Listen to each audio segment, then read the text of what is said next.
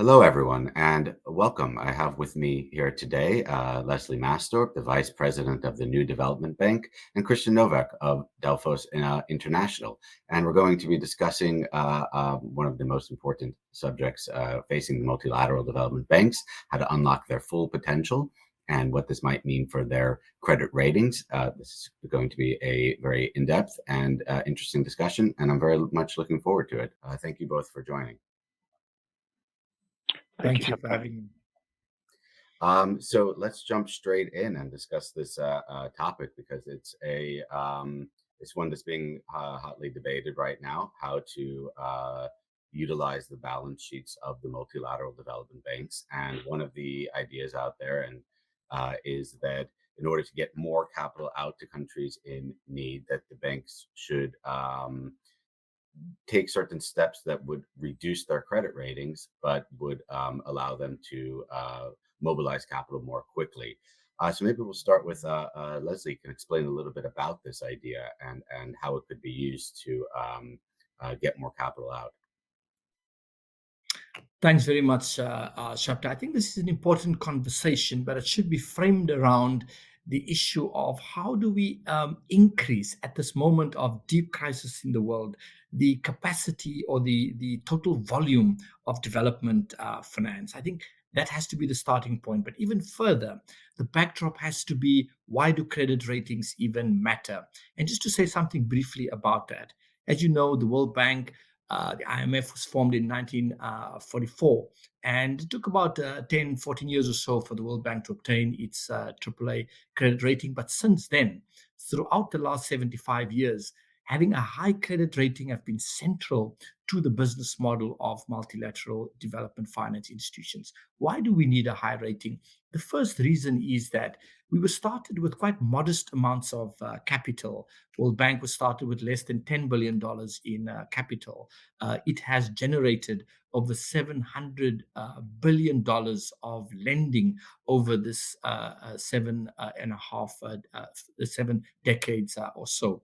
We need the high credit rating because it enables us to raise funds from the debt capital markets at the cheapest possible rate, which then enable us to on-lend to developing countries, low-income countries, at rates that are much more competitive than what it would be if they would raise it themselves. So to put it simply, if Brazil, that is currently a double B minus, for them to raise money in the international capital markets, it will be significantly more expensive than the funding that we could provide them, or the World Bank or Inter-American Development Bank can provide. So that has to be the starting point. The highest possible rating for the lowest possible cost of funds is central for the development finance model to work.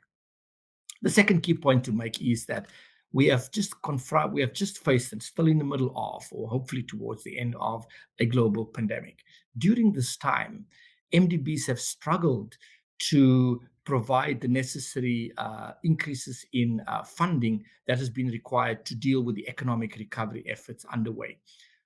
What I have argued is that we need to subject to first principles. We need to go back to the drawing boards to ask every step along the way in terms of the business model of MDBs, where is the scope to do things differently, including whether our capital adequacy metrics are the correct ones. And there, I think we have discovered, and it's not the first time this has been raised, that, for example, the credit rating agencies underestimate the financial strength of multilateral banks. We can go into the detail, but in brief, I'd say there are three areas. Number one, multilateral banks have something called callable capital. We're the only financial institutions with this form of capital. It has never been called upon, but there's a good $400 billion of eligible callable capital that could potentially be included in some form or way in the calculation. Secondly, we have something called preferred creditor treatments, which means that we rank senior to all other private lenders. And therefore, the default rates are very low when it comes to non-performing loans of multilateral banks. And then thirdly, I think there's an over-concentration in the rating methodologies of concentration risk, which then impacts on what's called the RAC ratio, or the risk-adjusted capital ratio. So there's some imperfections in rating methodologies is really what I'm outlining. Thank you, Thank Shabtai. you. Thank you for that, Leslie. Let's go over to you, Christian. What do you think about this proposal about sort of playing a little bit with the ratings in order to be able to meet the crisis of the moment, particularly as it comes to the SDGs and the other acute financing needs that many countries are facing right now? Thank you very much. And I fully agree with Leslie on the importance of maximizing the capital of the NDVs and GFIs by mobilizing capital into the balance sheets. And he very well highlighted the importance of credit ratings. However, there's indeed, a saving that can be achieved by having strong credit ratings for obvious reasons. I would just probably challenge, whether AAA or a lower rating than that, could come probably with an additional cost that might probably overcompensate on the cheapest cost that funding would have at a AAA rating. I'm mostly referring to, and this is based, of course, on the existing credit rating methodologies, on what it means to be AAA and therefore the corresponding level of capital that is required, much of which actually is required to keep in liquid assets, much of which is required to be in highly rated uh, assets that yield very low, and therefore that comes with a cost.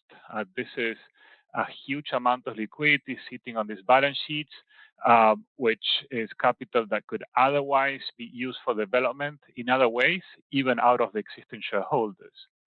So the AAA rating, yes, indeed, provides for a lower cost of funding, but that comes with another cost. Like I mentioned, is that huge amount of capital that is required under the existing methodologies and the use of that liquidity that is not dedicated to development financing, as it could potentially be dedicated to. And keep in mind, the marginal cheapest cost between AAA and AA might not be as high as it could be the cost that is attached to that for the concepts that I just described. Secondly, we all are very well aware about the relevant financial gap that exists to achieving the SDGs. One would perfectly think that, yes, indeed, it's important to mobilize that capital from the balance sheet, from the NDVs and DFIs, but there's a need for accelerating that mobilization from the private capital. And my second question here is whether that mobilization can rather exist at the investee level by providing more developed financial products that can allow that mobilization to exist at the investee level. So anyways, wrapping up here, AAA may not be the best rating to target upon, and I personally recommend not to target on that. Secondly, I do encourage for utilizing more financial additionality products that can actually mobilize possibly additional capital at the investee level. Thanks so much for that. I would just want to take some of that and then ask Leslie how he thinks about these issues in terms of, I was recently at a forum where a representative of one of the multilateral development banks said that this discussion that's going on right now, from their point of view, is a little bit worrying because it's worrying their shareholders because there's a sense that in the event of a crisis down the line, if there's even this talk that the banks could potentially allow for some slack in their ratings, that this would worry the ratings agencies, and this would have knock-on effects. And in the long run, it would raise the cost of capital precisely at the moment where they need to be able to mobilize capital quickly. For example, if interest rates were to go up. So I think that's one of the main concerns that that are being raised. And maybe Leslie, you could talk about that a little. Thanks, Shabtai. I mean, I would argue, I'll just make sort of three brief points. The first one is that we should be looking at whether the metrics for AAA are indeed the correct ones and look at ways of optimizing the metrics within the confines of the AAA rating. I don't think it is sensible to argue for a rating we should move down the credit spectrum for the sake of it. I think that we should look at, are there buffers? For example, Let's say the leverage ratio on average, if you look at multilateral banks today, leverage ratio is around 3, meaning for every $3 that we actually of development exposure or lending out there, we have $1 in the bank. That is a very low leverage ratio, as you would agree. For commercial or private institutions, that number is in the region of 11, in some cases slightly higher. So if our leverage ratios right now are maybe 1.8 or 2 or even 2.5, then there is significant cushion or buffer which can then still be utilized. So I think the first point to make is that there is scope within the existing metrics for us to explore the additional potential capital that can be raised. That's the first point. The second point to make is that there is no science to some of these metrics. I'll give you one metric. There's something called Statute of Limitations of Operations, it's called. It was put in the World Bank statute way back in 1944. All of the banks replicated it. Even we, the New Development Bank, replicated it in 2015. What it essentially means is that all of your total exposure, loans, guarantees, everything combined, must never exceed your total subscribed capital. Subscribed capital, as you know, is both your paid-in capital or equity and reserves plus callable capital. So in our case, it's $50 billion, and therefore our exposure can never, it has to be a one-to-one ratio. For all of the banks, it's the same. The World Bank has obviously generated a lot of reserves over the income and reserves over the years. So in the case of the World Bank, as I said, they generated more than 700 billion over the past 75 years. But that particular metric was, introduced and it was just kept. And in fact, the rating agencies do not actually look at that metric anymore, and yet it is still on the standard books. The point here to make with regards to shareholders is that the G20, who constitute the 20 most important, systemically important economies in the world, had a eminent persons group which comprised of all the leading voices in finance. The Minister of Finance of Singapore at the time, Tharman, led that study.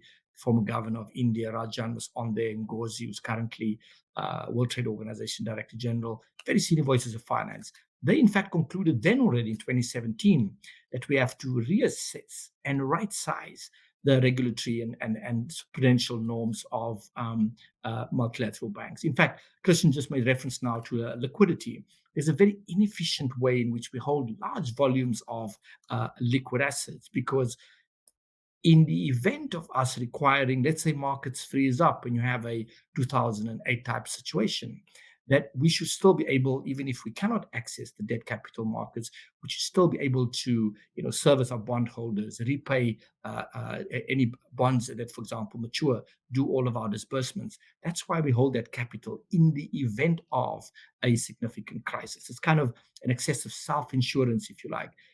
If we just simply, for example, make the IMF a liquidity backstop, it will unleash large amounts of liquid assets, which can then be deployed. So none of these things are sort of been considered because things have always been like this. I'm just saying, let's go back to first principles and ask the question why and see where the scope exists. There's no a priori argument that we must go down from AAA to AA plus. That is not the heart of the argument.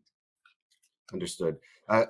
Christian, I wanted to go back a little bit to what you were talking about earlier about ways that you thought might be helpful to sort of mobilize more capital, and so maybe you can unpack a little bit some of the ideas that you were talking about on that front, so that the existing balance sheets are sort of a little bit more flexible and mobile and nimble to respond to the crises.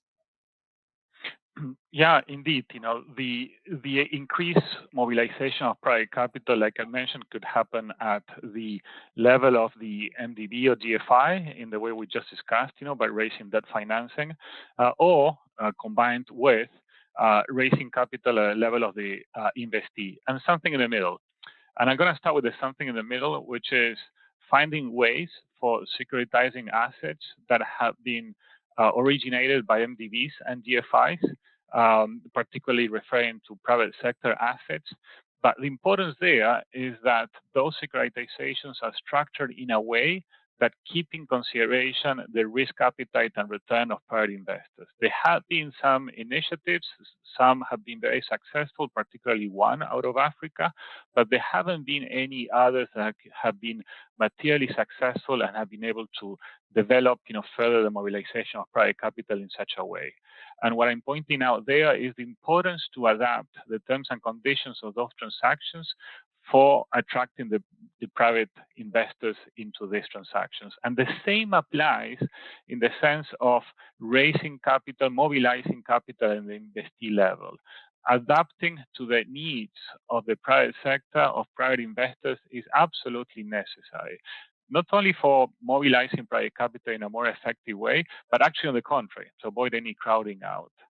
So on that, what I'm referring to are more sophisticated products, sophisticated or innovative, as we like to call them, but actually just using traditional investment products that have been used for many, many years in the mainstream financial sector, like using more subordinated financing, using more structured financing, and just rolling out the sleeves and structuring transactions in accordance to the needs and requirements from the private investors.